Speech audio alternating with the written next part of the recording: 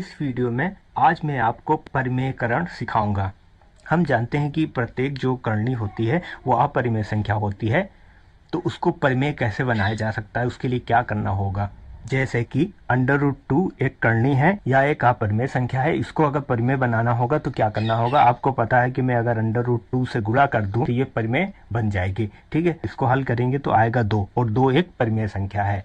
तो इस संख्या को परिमेय बनाने के लिए हमें इस संख्या से गुणा करना पड़ा। तो जिस संख्या से गुणा करते हैं उसे परिमेयकारी गुणा कहते हैं। परिमेयकारी गुणक। तो आइए देखते हैं। जैसे मैं आपसे कहूं कि √9 करने की घात 3, इसका परिमेयकारी गुणक क्या है, कि मतलब कि इस संख्या को किस संख्या से गुणा कर दिया जाए कि यह संख्या परिमेय बन जाए। तो अगर आप ये कहेंगे कि मैं इसी संख्या से इसको गुणा कर दूं तो ये बन जाएगा, तो गलत कहेंगे। जबकि आप कहेंगे कि मैंने तो यहाँ किया है कि √2 को √2 से गुणा कर दिया तो ये बन गया था, मगर ये नहीं बनेगा। रीजन आपको पता होना चाहिए। वो क्या है कि यहाँ करने की घात 3 है, यहाँ करने की घात 2 है।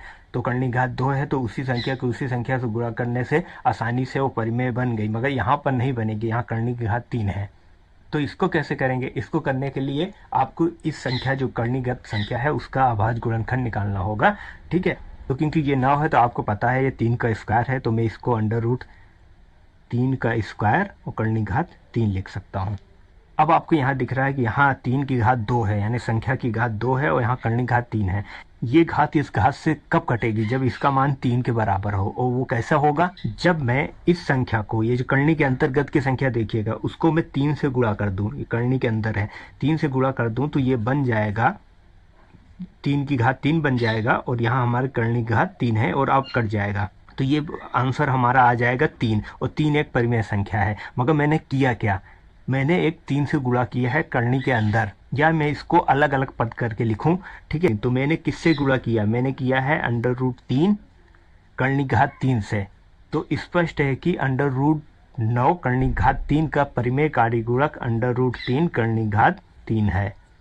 तो आइए अब उस संख्या का परिमेयकारी गुणक निकालते हैं जिनमें 2 पद होते हैं और दोनों पद जो होते हैं वो अपरिमेय होते हैं। जैसे ले लेता हूँ √5 माइनस √3। ठीक है, ये एक पद है, इसका परिमेयकारी गुणक निकालना है।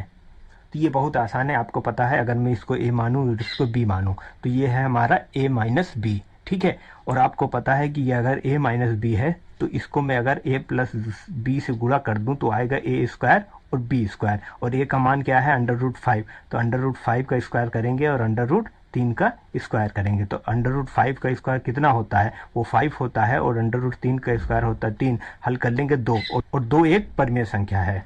तो ये तो आसान हो गया। तो मैंने किया क्या कि ये हमारा a माइनस बी के रूप में था, तो a प्लस बी से यानी कि गुणा किया। तो क्लियर है कि √5 माइनस √3 का परिमेयकारी गुणक √5 प्लस √3 होगा। मगर ऐसा तभी होगा जब आपकी करनी की घात 2 हो। जैसे कि इन दोनों संख्याओं की करनी की घात 2 है, तभी हम उसको क्या किए, जो बीच का चिन्ह था बदल दिए, तो हमारा उसका परिमेयकारी गुणक मिल गया। मगर अगर करनी की घात यहाँ 3 हो या और कुछ हो तब ऐसा नहीं होगा। ठीक है, तो ये ध्यान रखिएगा।